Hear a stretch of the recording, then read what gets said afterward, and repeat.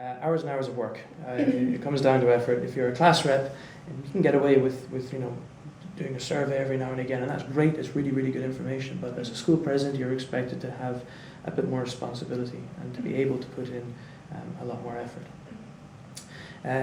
Also, not being afraid to talk, and not being afraid to stand up for certain things, and not being intimidated by the big scary policymakers.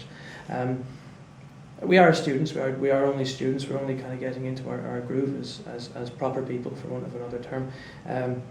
But this is, at the end of the day, about us. This is a university for students. It's not a university for the policymakers.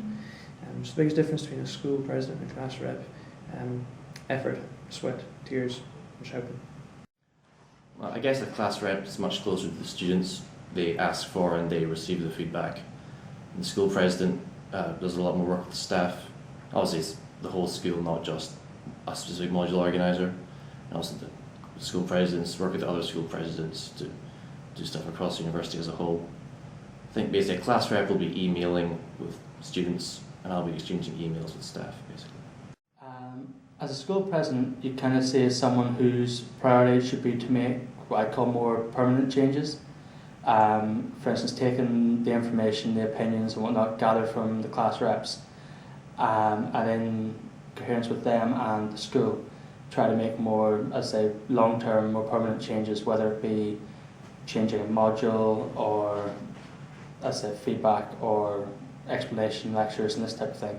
Whereas, to me, a class rep, where they should be listening to the people and gathering that information and passing it on, one of their main priorities should be to try to sort out the short-term problems. Like if someone's having a personal problem with a module, whether it be lecturers going too fast or they're just not getting enough information, then it should be the class rep's responsibility to go to the lecturer itself and ask for that to be fixed on quite a short term.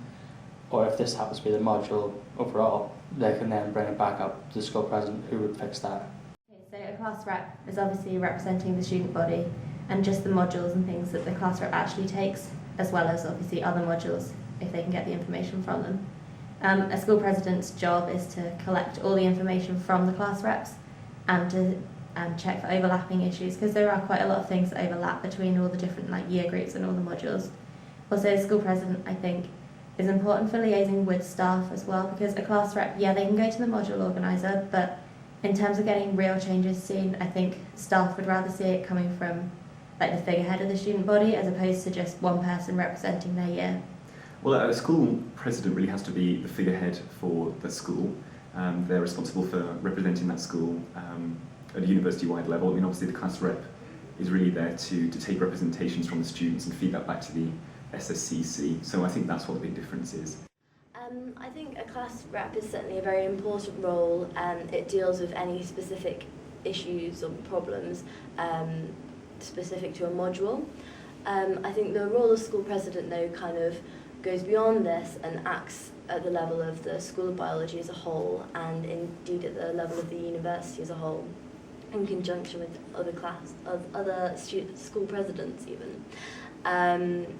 It's definitely a very important role of responsibility, and you have the power to enact real change, and I think I would do a good job.